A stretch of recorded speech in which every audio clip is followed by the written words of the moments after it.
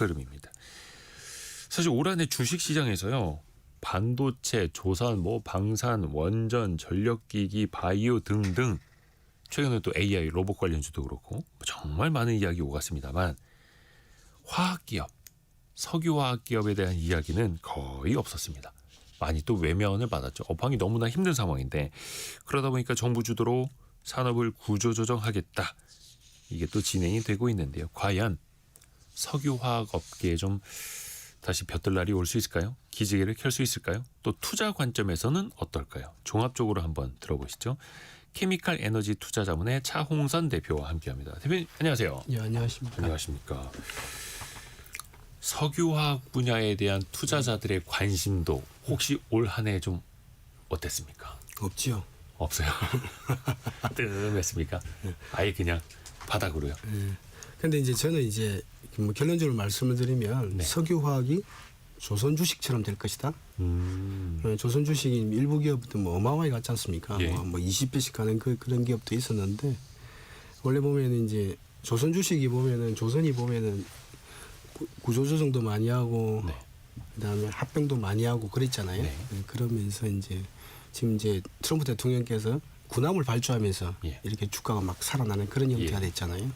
화학도 그런 형태. 예를 들면 지금 현재는 여러 가지 좀 그러니까 돈을 잘 버는 기업은 잘하고 있습니다. 잘하고 있는데 돈을 못 버는 기업들은 이런 여러 가지 뭐 이렇게 통합이라든지 이런 걸 네. 하고 있거든요. 그래서 이게 큰 전기가 될 것이다. 그러니까 지금은 이제 관심도 많이 사라졌지만은 네. 주가 같은 경우라든지 내년에 이익은 많이 올라갈 것이다. 저는 그렇게 보고 있습니다. 그 근거를 하나둘씩 한번 또 이야기를 들어볼게요. 예. 우선은 석유화학 산업에 대해서 잘 모르시는 분들을 위해서 좀 기초 설명이 또 필요할 것 같은데요. 예. 석유화학 쪽이 왜 산업의 쌀이라고도 부르기도 하잖아요. 왜 중요한 건지 좀 설명 먼저 부탁드릴게요. 우리가 이제 흔히들 보면 우리 스튜디오 있잖아요. 예. 그다음에 우리 앵커님 앉아 계신 이런 거 보면은 다 화학 아니면 철강 제품이에요. 그러니까 뭐 나무, 유리, 철강 빼고는 다 화학인 거죠. 그런데 흔히들 보면 그런 거를 이제 또 비철금속이라고 그러지 않습니까? 예. 그러니까 화학하고 이게 비철도 철에다 포함하면 이 세상에서는 이제 화학하고 철강 같은 경우가 이게 생명물과 우리들 의식주 그다음에 그러니까 이렇게 먹고 자고 그다음에 옷을 입고 그런 거잖아요. 그런데 네. 내가 이제 친구를 좀 만나러 가야 되겠어. 그러면 이제 우리 차량을 이용하잖아요. 네. 수송. 그리고 전기가 있어야 되지 않을까? 전기가 없으면 한 3일만 있으면 제가 볼 때 사람이 살아갈 수가 없어요. 네. 그러니까 의식주, 수송, 화학, 이 전력 이런 데 모든 관련되어 있는 게 화학이나 철강인데 흔히들 보면 이제 생각해 봤을 때는 이제 공기의 중요성을 모르잖아요. 공기는 늘 있는 거다 이렇게 생각하니까 화학하고 철강이 예를 들면 한 80년 전부터 개발되기 시작해서 폭발적으로 개발되면서 이제 여러 가지 이렇게 여러 가지 혜택을 주고 있잖아요. 네. 그러니까 이제 저는 이제 화학이나 철강 특히 화학을 연구하는 입장에 봤을 때는 너무 이렇게 자기 중요성에 비해서 경시되고 있는 그런 업종이다. 그러니까 산업의 쌀이다. 그러면 뭐지? 그러면 뭐 예를 들면 스마트폰이라든지 챗GPT라든지 내가 쓰고 있는 거라든지 예를 들면은 흔히들 명품 백이라든지 이런 걸 뭐지? 그거는 이제 플러스 알파고 네. 약간의 조금 사치성 이제 그런 거고 이제 생필품에 관련된 거는 화학, 철강 특히 화학과 연동돼 있다. 그렇죠. 이렇게 보고 있습니다. 화학 제품 없이는 당장 저도 옆에 마우스, 키보드가 없을 테고 없습니다. 스마트폰도 없을 테고 옷도 없을 테고 그렇죠. 그렇습니다. 그 석유화학 공장이 이제 정유화학부터 사실은 시작을 하고 이게 사실은 왜 스트리미라고도 이제 표현을 할 정도로 큰 물줄기가 있지 않습니까? 좀 대략적으로 좀 쉽게 먼저 설명을 좀 해주신다면요. 그러니까 이제 흔히들 보면은 석유 용도가 처음에는 호롱불이었어요. 호롱불. 등유였다, 등유. 예. 그런데 이게 갑자기 보니까 이게 석탄이었어요. 석탄배 이런 거 하다가 갑자기 보니까 경유배라든지 이런 게 이제 석유배를 만드니까 속도가 빨라지기 시작한 거예요. 2차 대전 때. 그러면서 이제 휘발유 그리고 차량이 들어가기 시작했고 그래서 휘발유, 차, 배 이런 운송수단이 들어가기 시작했던 겁니다. 그런데 이제 한 70년 전에 보니까 휘발유와 같은 성분 중에서 이렇게 열을 탁 가해 보니까 이게 뭔가 확 터지는데 그걸 가지고 만들어 보니까 이제 이런 화학 제품 플라스틱들이 나온 거죠. 이게 이제 플라스틱의 혁명이라 된 겁니다. 그래서 이제 그때는 지금 우리 보면 챗 GPT에 보면 HBM 이렇게 하지 않습니까? 예. AI 이러지 않습니까? 네. 그때 당시에 70년 전에 AI는 화학하고 철강이었다. 특히 화학이었다. 그리고 화학 그러니까 그때 혁명이었습니다. 화학의 혁명 시대였으니까. 플라스틱의 발견. 플라스틱 발견. 그러니까 이 생활 전체가 다 바꿔준 거죠. 그런데 이제 이게 이제 어느 정도 이제 산업이 이제 어느 정도 조금 이제 성숙 단계에 들어간 거지 않습니까? 그러니까 이제 이게 시장 금리에 따라 연동되는 그런 분위기라서 그렇지. 그러니까 이제 석유에서 화학 제품까지 일관 체계를 맞추고 있고, 그리고 모든 이런 스페셜티 있지 않습니까? 새로운 전기전자 제품이라든지 모든 이런 것들이 또 스페셜티 화학으로 구현되는 이 백업을 해주고 있는 이제 인프라 산업이다 이렇게 보시면 될 것 같습니다. 그렇죠. 그래서 완전 기반이 되는 거고 산업의 기반이 되는 거고 사실 석유화학 분야 뭐 투자자들도 참 어려워하는 게 이게 사이클이 또 분명한 산업 아닙니까? 그렇죠. 호황이 있고 불황이 있고 그 사이클은 어떻게 만들어지는 걸까요? 호황과 불황은. 두 가지였는데 첫 번째는 아까 이제 화학의 혁명 시대 있지 않습니까? 예. 그때는 호황과 불황이 없었고 계속 호황이었다. 그렇죠. 아예 초반에 생태가 이제 생성될 때는 그때 AI하고 비슷한 겁니다. 그렇죠. AI, HBM하고 똑같은 그런 형태고 지금은 금리 사이클이 연동하고 있어요. 그러니까 뭐냐면은 이게 사람들이 수요가 있을 거지 않습니까? 네. 수요가 있으니까 이제 수요를 생각하면서 공급 물량을 만들지 않습니까? 공장을 지었단 말입니다. 이렇게 쭉. 그러니까 흔히들 보면은 그럼 수요를 얼마나 측정하세요? 이렇게 물어보면 회사에 물어보면 이게 그러니까 선형으로 이렇게 측정을 해요. 이렇게. 그러면 공급도 그러면 이렇게 되니까 우리가 먼저 만들어야지 이렇게 할 거 아닙니까? 그죠? 그러니까 이렇게 매칭되는 구조였어요. 이렇게.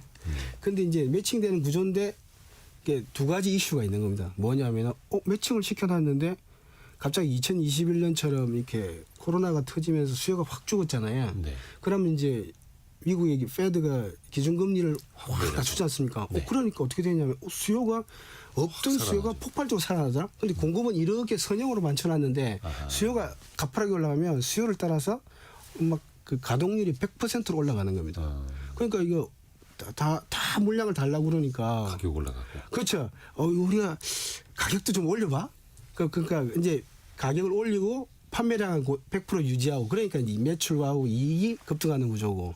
그런데 이제 이번 같은 경우 이런 거지 않습니까? 이게 푸틴 대통령하고 이제 러시아 젤렌스키 대통령하고 러시아 우크라이나 전쟁이 터졌지 않습니까? 네.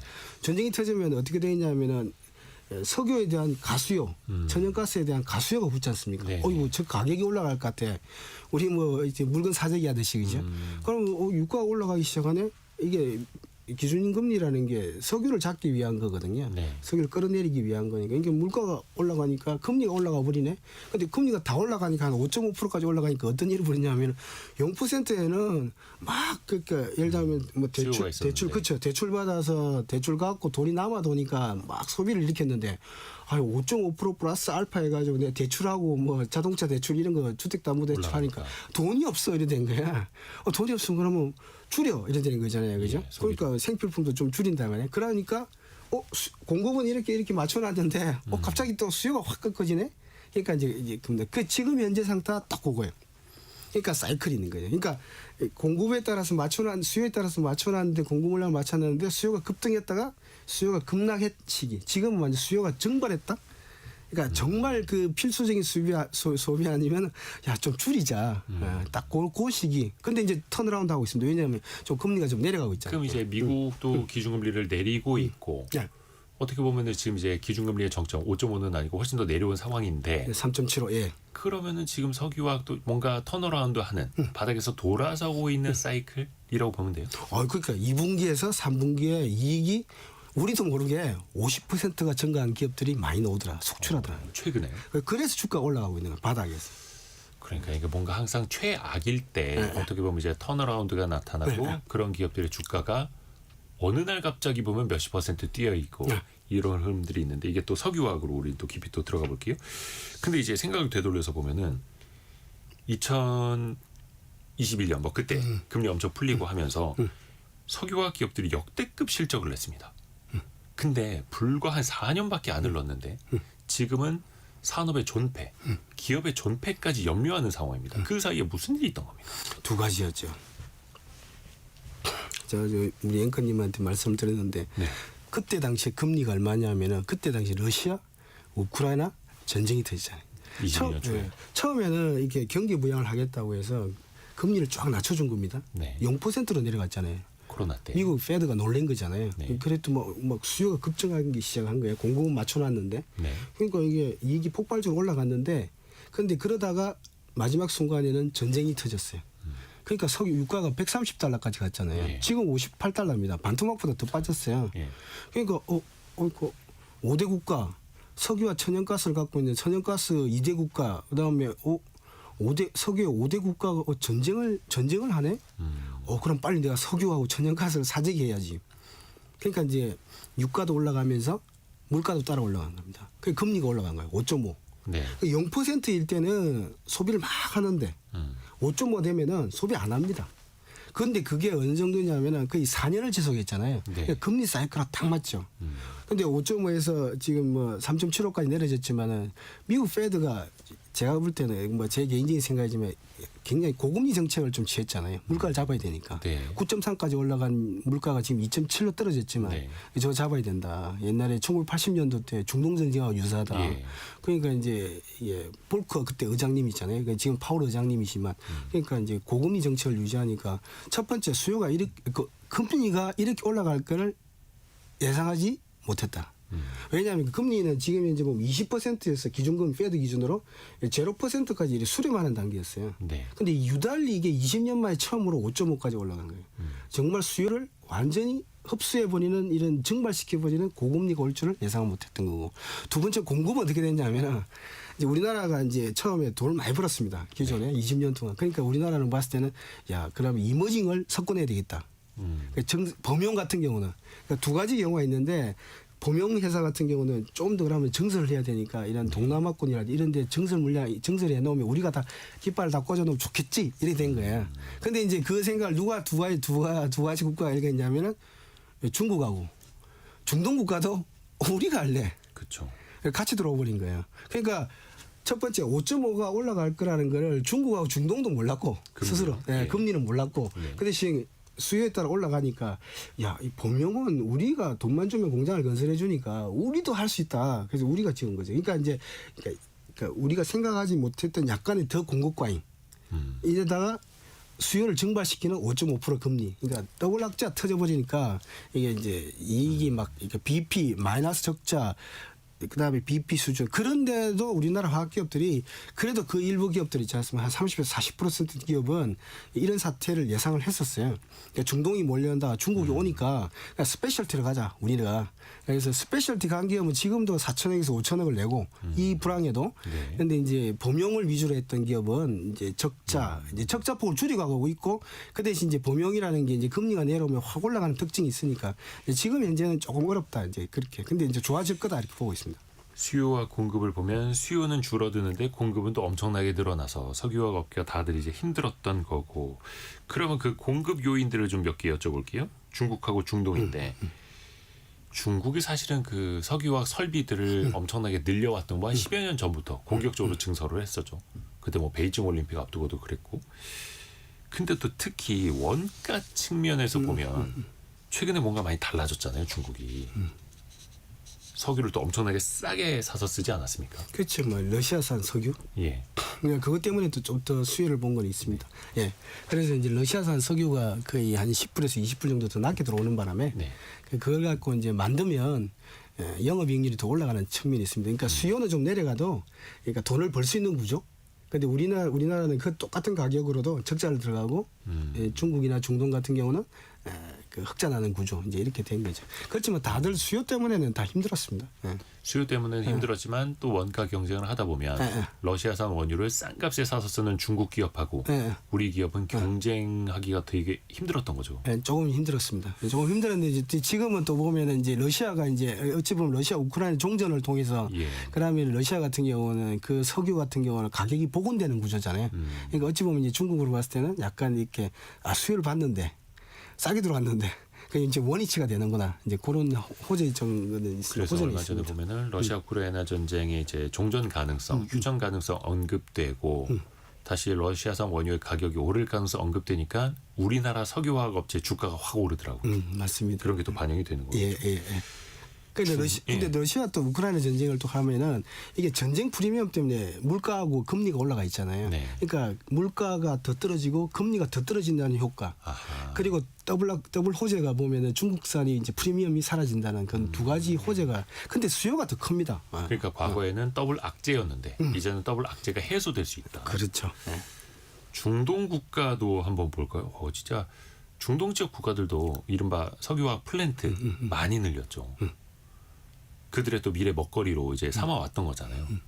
우리가 원유만 팔지 않겠다. 석유화학까지 직접 하겠다. 어느 정도입니까? 그러니까 그런 거지 않습니까? 우리나라 이제 대한민국 대통령께서 사우디를 갔습니다. 그런데 사우디에 이제 빈살만 왕세자께서 이제 통치를 하시는 거잖아요. 거기 이제 전기차 공장 들어왔다고 우리나라 대통령분들한테 자랑을 한 겁니다. 네. 그 다음번에 오면 제가 이거 갖고 전기차를 가지고 드라이브를 해드리겠다고. 그러니까 사우디라는 게 석유가 1등 국가잖아요. 네. 그런데도 불구하고 이제 전기차로 가는 거죠. 그러면 이런 거죠.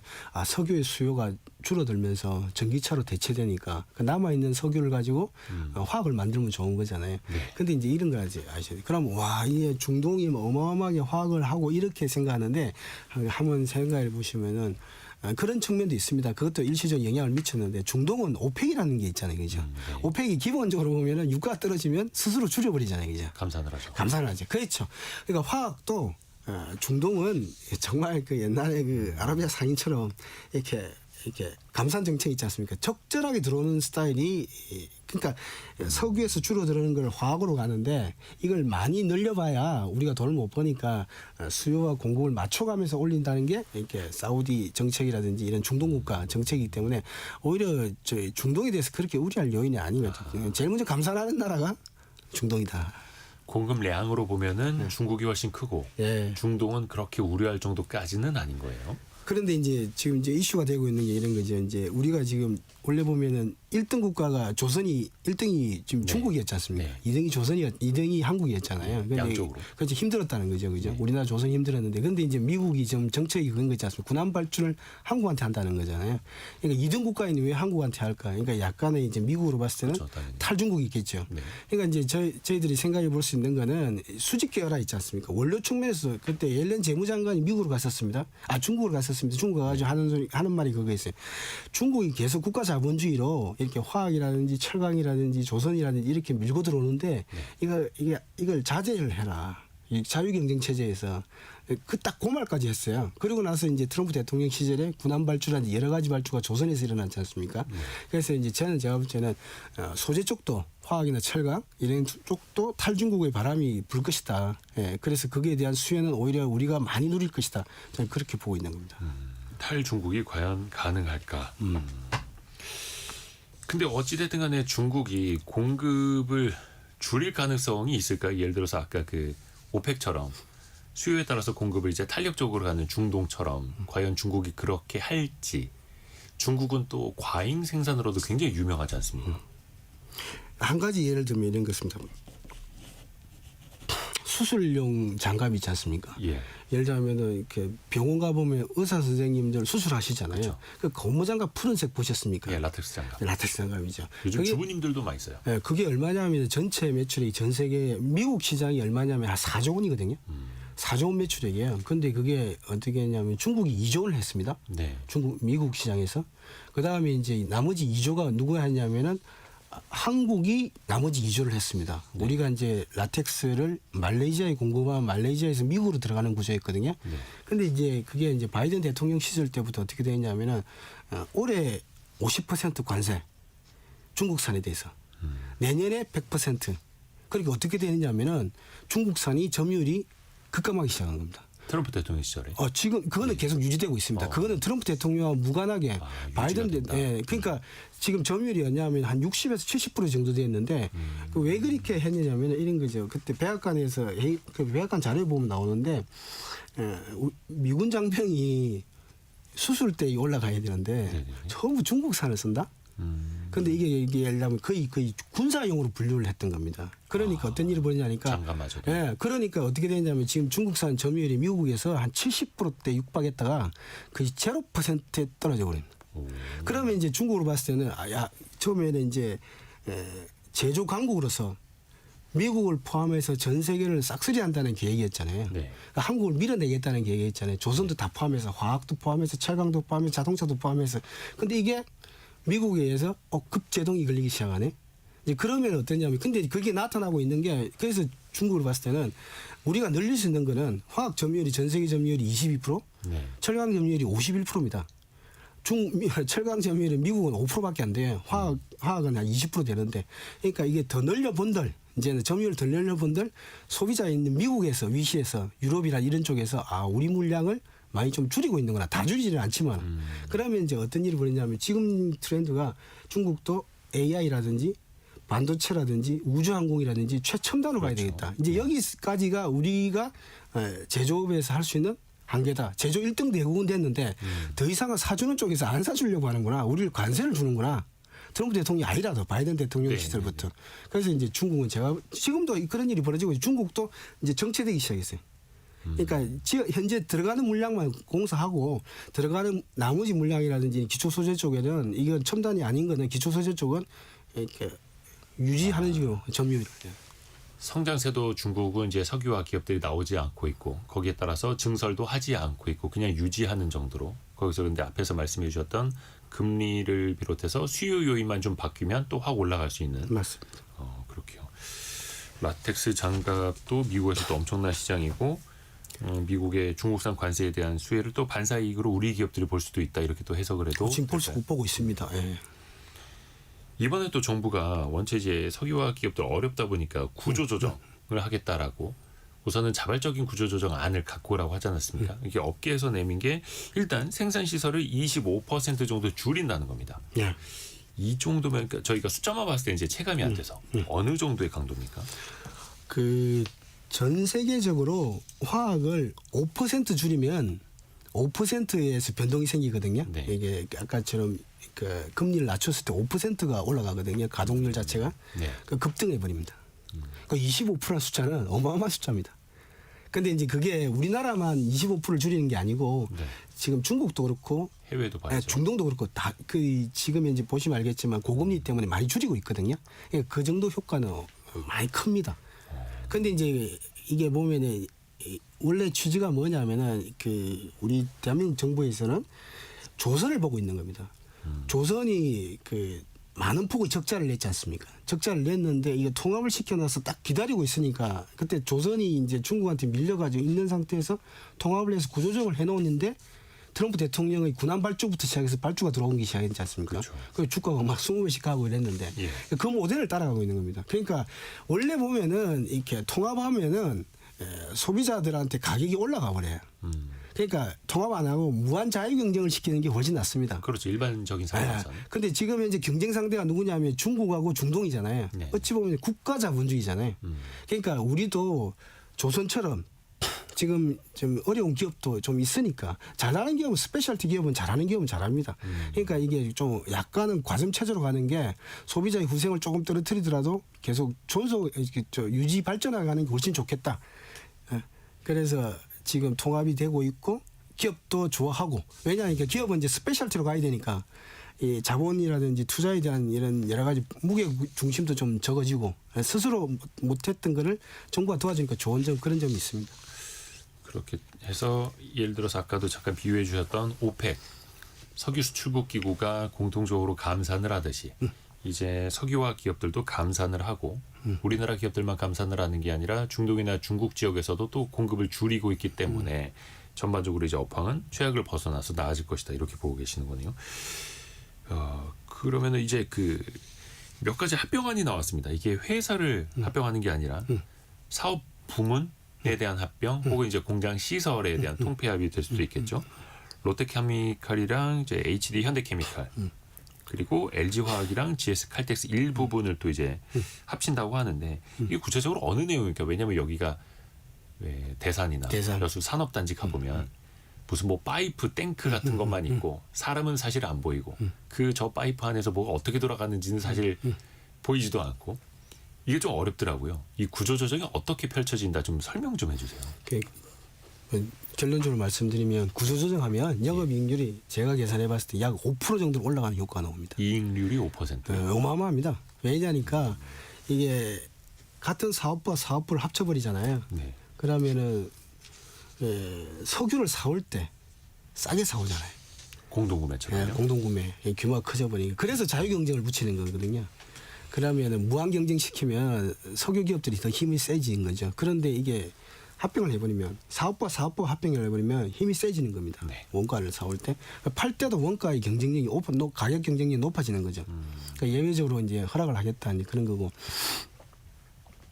그다음에 이제 일단 한 가지 구조조정 방안은 뭐냐면은 수직 계열합니다. 네. 하나는 석유를 가지고 이런 납사를 휘발유나 납사를 만드는 기업이 있을 거고 그걸 정유회사라고 그러죠. 네. 그다음 납사를 가지고 에틸렌, 프로필렌 같은 거 만드는 게 화학회사잖아요. 이게 이제 수직 계열화를 시켜버리는 네. 겁니다. 여기도 역시 원가 경쟁력이 뛰어난 겁니다. 서로 경쟁하지 않으니까. 그러니까 이제 싸게 사오고 높이 팔 수 있고 규모가 더 커져 버리니까 이제 하나는 사업부 합체고 하나는 수직 계열화되는 그런 형태가 되고 있으니까. 기존에도 이제 각 기업마다 수직 계열을 해놓은 곳은 있었으나 이게 여러 업체들이 경쟁하지 않고 합치게 되면은 조금 더 시너지가 날 수도 있다. 경쟁을 또 피하게 되고. 자동차 5% 정도 올라가는 많은 큰 효과가 나옵니다. 그러니까 이익이 5% 올라가는 게 아니라 영업이익률이 영업이익률이 그렇죠. 5%포인트 올라간다. 예. 기업마다 뭐 좀 이해관계가 엇갈릴 여지는 없습니까? 제가 볼 때는 그 과거에는 있었습니다. 왜냐니까 이게 이제 말씀드린 대로 중국이나 중동 물량이 제대로 안 들어올 때는 우리가 다 석권할 거야. 왜냐니까 벌 때는 막 2조 3천억씩 벌었으니까 예를 들면 단기순이익이. 좋을 때는. 그런데 지금 적자잖아요. 네. 그럼 2조 3천억이 못 버는 거잖아요. 네. 그러니까 우리가 이제 스페셜티로 가야 되면 새로운 투자를 해야 되잖아요. 그럼 투자금이 거기 많이 들어가야 되잖아요. 근데 범용은 좀 안 하고 싶어. 근데 돈은 잘 벌고 싶어. 그럼 영업이익률이 그냥 돈을 투자 안 하고도 영업이익률이 5% 올라가는 효과가 나오네. 그러니까 왜 안 할 이유가 없는 거죠. 산업구조죠. 예. 그러니까 이제 이것도 처음에 이제 했을 때 제시하는 쪽이 좀 불리하지 않습니까? 네. 하자 그러면. 그렇죠, 그렇죠. 근데 정부에서 이렇게 조정을 제시해 주니까 이거 괜찮네. 그러니까 이제 이런 거죠. 스페셜티로 가기 위한 투자금을 줄일 수 있는 좋은 기회니까 안 할 이유가 없죠. 그리고 또 우리가 경쟁 상대는 중국하고 중동이지 않습니까? 어떻게 보면 이제 오펙 회원국들도 감산을 약속해 놓고 안 지키는 나라들 나타나는데 지금 석유화학은 그럴 처지도 아닌 거고요. 아까 말씀 중에 계속 스페셜티를 이야기해 주십니다. 그 스페셜티라는 게 부가가치가 높은 제품들이잖아요. 네. 범용이 아니라 예를 들면 어떤 걸까요? 제가 아까 두 가지 말씀드렸는데 그게 합성고무에서 합성고무. 아까 말씀드렸잖아요. 합성고무에서 수술용 의료장갑이 그게 스페셜티였습니다. 근데 영업이익률이 높아요. 말 볼 때는 거의가 뭐 절반 이상씩 영업이익률 60%대까지 올라가니까요. 그때 코로나 때 그 합성고무 라텍스 장갑 엄청 팔렸죠. 네, 그게 영업이익률이 60%대, 50%대 올라갑니다. 예. 그러니까 이제 그게 이제 흔히들 고무는 탄력도가 있는 거잖아요. 그런 이제 여러 가지 고무에서 플러스 알파를 했으니까 예, 기술력이 장벽이 있는 겁니다. 그런데 이제 그것도 중국은 다 따라왔어요. 중국이 못하는 게 제대로 없지 않습니까? 요즘 다 하지 않습니까? 이제 그런 것 같은 경우는 우리가 이제 준비를 했으니까 이제 스페셜티로 그런 형태가 되고 지금 이제는 오히려 이제 미국이 중국을 견제하기 시작하니까 두 번째는 이제 여러 가지 이제 우리가 특히 이제 수혜를 보는 거고 두 번째는 이제 이런 겁니다. 흔히들 보면 스페셜티가 흔히들 우리 화학 기업들이 많이 하는 게 이제 2차 전지 기업으로 또 진출한 기업이 많지 않습니까? 그렇죠. 그러니까 이제 전기차를 만들어 가지고 2차 전지를 배터리를 만들었는데 지금 보면은 돈을 못 벌지 않습니까? 예. 왜 그러냐니까 석유하고 2차 전지하고 경쟁하는 구조잖아요. 이전 투구식 경쟁을 하니까 유가만 빠지고 있잖아요. 소비자도 고생만 늘어나고 있잖아요. 네. 갑자기 유가가 왜 58달러 됐지? 130달러 갔는데 휘발유 가격이 반토막이네. 근데 이제 이게 두 그 큰 양대축이 경쟁을 하는데 지금 생긴 건 AI에 보면 2차 전지가 AI에 들어가는 전력을 균일하게 만들어주네. ESS. 에너지 저장 장치. 정장 장치. 그러니까 이제 이게 다양한 분야로 진출하고 있습니다. 소재를 더 극강으로 만드는 그런 구조가 있고 스페셜티 중에서는 그다음에 우주항공 소재라든지 뭐 예를 들면 탄소 섬유라든지 이런 쪽에 이제 고부가 산업인 소재를 극강화하는 방안이 있고 두 번째 산업을 바꿔서 우리가 동력이 되겠다. 근데 이제 2차 전지에 들어가는데 이제 석유 때문에 고생을 하는 겁니다. 유가 떨어지니까. 근데 AI에 대한 ESS는 미국 같은 경우가 뭐냐면은 한 2경 1천 정도 투자하는 걸로 돼 있거든요. 거기에 ESS는 반드시 필요하다. 왜냐하면 그렇죠. 굉장히 데이터 센터에. 굉장히 안정적인 전력이 들어가야 되니까. 그러니까 ESS 같은 경우는 새로 이제 예를 들면 이제 대박이 터지는 구조가 나올 수 있다. 이제 그런 게 이제 스페셜티다. 예. 소재의 스페셜티. 예. 이렇게.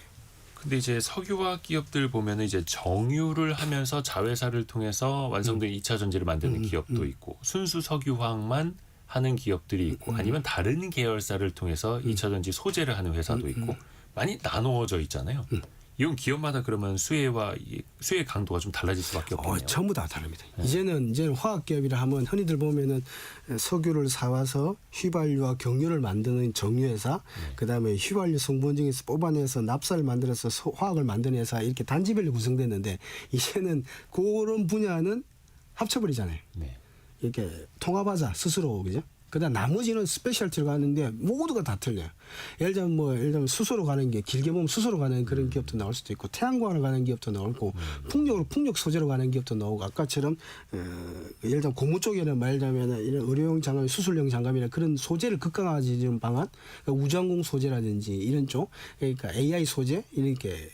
데이터 센터 소재라든지 이런 쪽으로 많이 되고 있기 때문에 다양한 분야 이제는 한 조금 있으면 한 1년 뒤 되면은 화학 기업마다 다 다르더라. 그렇죠. 그다음 반도체 소재 뭐 이런 쪽으로 다 들어가고 있더라. 그래서 이제 투자자 관점에서 놓고 보더라도 구조조정의 수혜가 어디에 가장 클 것인가, 스페셜티 어디가 더 훨씬 더 큰 시장으로 아까 이제 미국의 중국산에 대한 관세 장벽 그거를 또 활용을 해서 어떻게 더 성장할 것이 이걸 이제 구분을 좀 해봐야 하는데 투자 관점에서 석유화학 볼 때 가장 먼저 확인해야 할 핵심 지표가 있다면 어떤 것부터 봐야 될까요? 제가 볼 때는 흔히들 보면은 이제 스프레드를 보지 않습니까? 근데 스프레드라는 게 원가를 사와서 판가하잖아요. 그렇죠. 그러니까 원유를 도입을 해서 네. 나중에 판매를 하는 그 마진.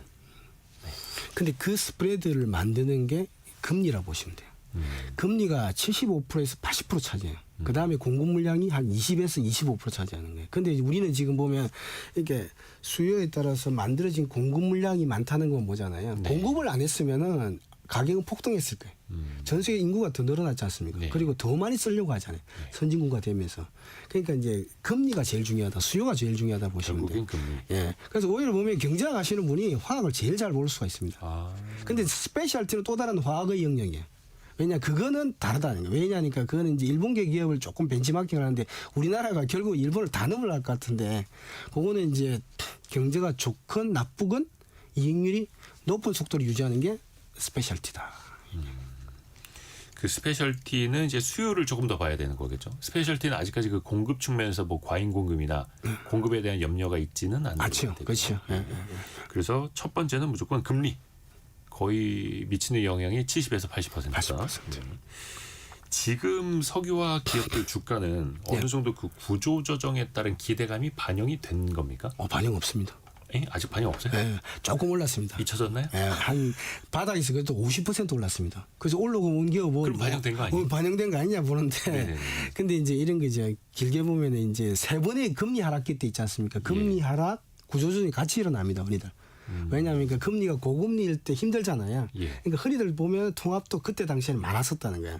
그런데 지금은 네 번째인데 예를 들면은 뭐 2001년도라든지 2010년도 있지 않습니까? 그리고 2021년도가 대표적인 건데 올라갈 때는 몇 배가 올라가냐면 그냥 뭐 이렇게 이게 과거는 미래 수익을 담보하지는 않습니다만은 21배, 19배, 한 6배 올라가요. 주가상으로. 그러니까 500%막 2000% 이렇게 올라가 버려요. 상승 사이클. 예, 상승 사이클 때. 금리 하락기 때 상승 사이클이 오거든요. 금리 하락기 때 왜 상승 사이클이냐면 고금리 때 구조조정을 다 해놔버렸어요. 통합을 시켜놓은 상태에서 경쟁을 거의 없는 상태에서 이익이 급증하더라는 그런 거죠. 그러니까 밑에서 바닥에서 올라온 50%, 60%는 제가 볼 때는 이제 시작이다 이렇게 보시면 될 것 같아요. 이제. 그걸 보실 필요는 없는 것 같아요. 근데 밸류에이션이라는 게 있습니다. 예. 우리나라가 화학기업이 예를 들면 이제 ROE 6%짜리가 예를 들면은 PBR이 정상적으로 나와야 되거든요. 네. 근데 지금도 화학에 대한 기대심이 거의 없는 겁니다. 0.5로 돼 있는 거예요. 그러니까 자기 자본 이익률 대비 예. 시장에서 평가해 주는 밸류에이션이. 예. 우리나라가 1.4인데 ROE 8%에 1.4거든요. 네. 근데 6%대인데 이게 0.5가 돼 있는 거예요. 그러니까 화학하고 철강은 그냥 도매금으로 기대심리가 없다. 아직까지는. 그러니까 뭔가 이익률이 좀 안 좋아지기는 했지만 그것 대비 주가는 과도하게 빠졌다. 올라갈 때는 ROE가 33%까지 올라가죠. 원래 미국이 보면 19% 20% 되거든요. 그 PBR이 5.56이에요.